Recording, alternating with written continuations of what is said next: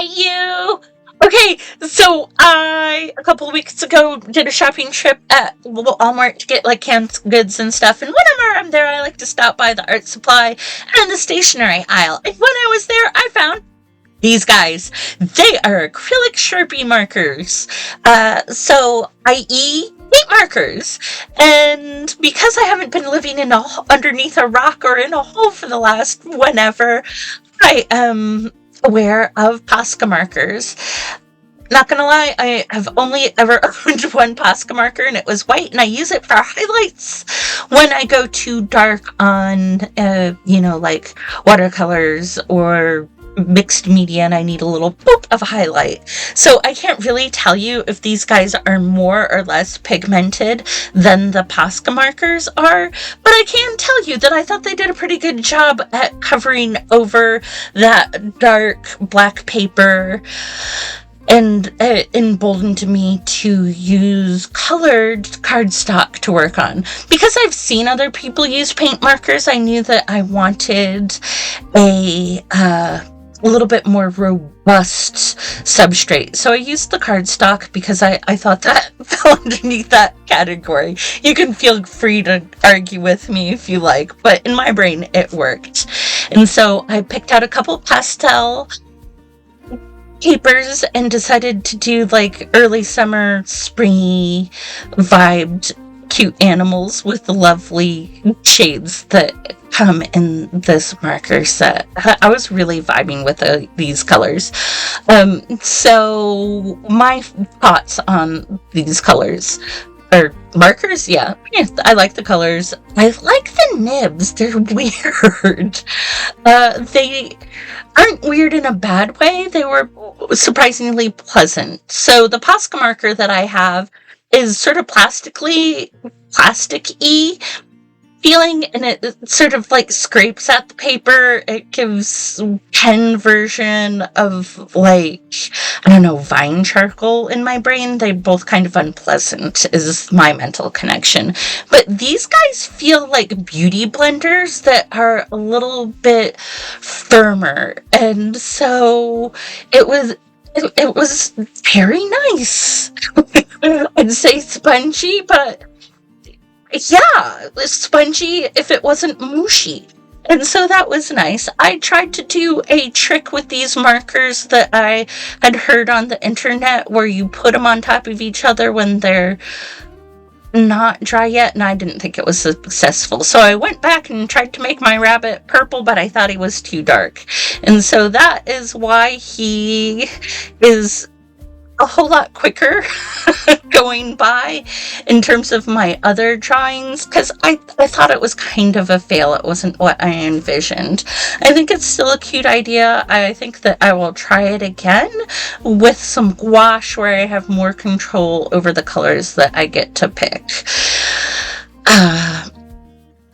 No, this isn't really the one. The next painting that I do is my consolation. I'm going to have two good paintings in this video, and it's where I discover my favorite part about these markers, which I'm giving an 8 out of 10 for use in terms of recommend.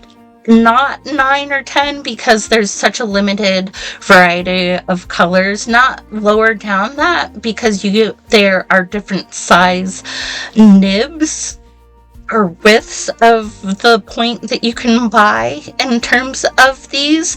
And so I thought that was a nice variation. They're nice working with timeline, not as fast as some of the stuff that I work with, but not so slow that it was burdensome to me and how I work. So I liked how quickly they dried.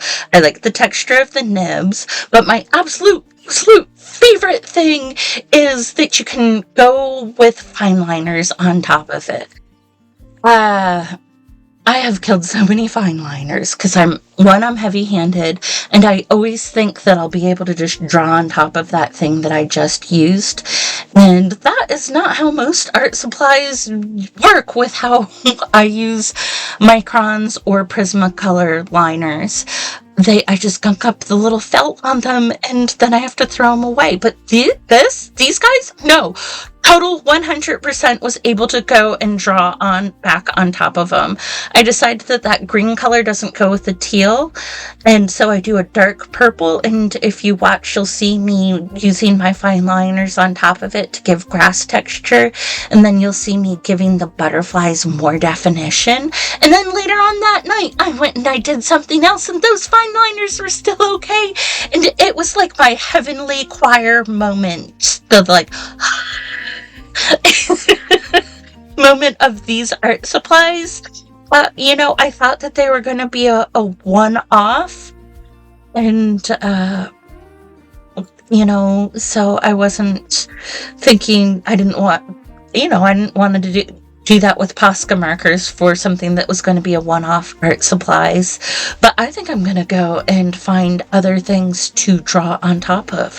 I found, those like fabric-y color sketchbooks. I found one of those, and I did a silly painting on top of it, and it was super textured, and these markers were a champ. They didn't chew up the material on the sketchbook, and so I throw it up on screen after the paintings that I did with the intent for the video, so that you can see how great it does on texture. Like, thumbs up, would do again. Might take my sketchbooks out and see other ones that I'm not excited about, and get some more interest in by doing something that pleases me on the front of them. And so hopefully we will be seeing more colors put out by Sharpie.